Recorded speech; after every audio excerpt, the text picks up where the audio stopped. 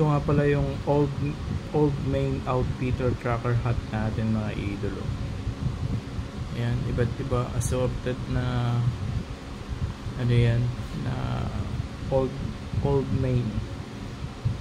Napakasulit na ito mga idolo. Ito yung mga iba't ibang colorway niyan. Ayan. Yung iba may mga barcode pa. Help save.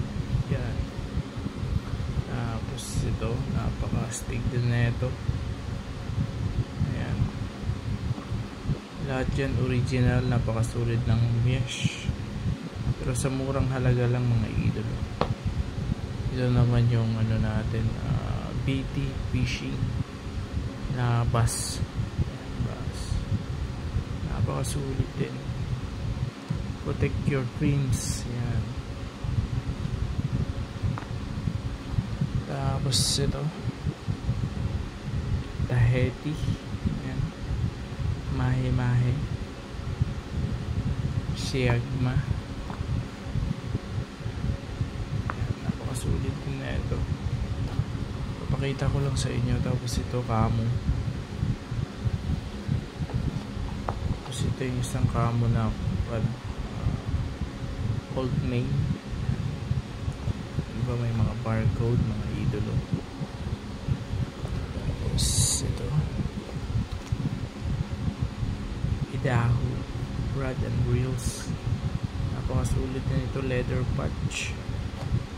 So ito green.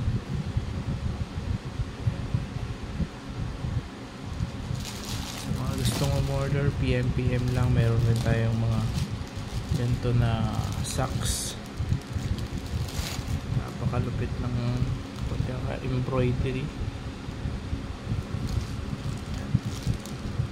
Napakasulit na ito. PM lang sa page sa mga gustong umorder pa nito. Bali mayroon pa tayong mga stocks nito. Marami pa. Mayroon tayong 50 pieces pa na natitira na ito. Tapos Bass Pro Shop marami din. PM na lang dito sa page at saka sa TikTok. Maraming salamat sa walang samang pagsuporta sa ating munting negosyo. Thank you mga idolo.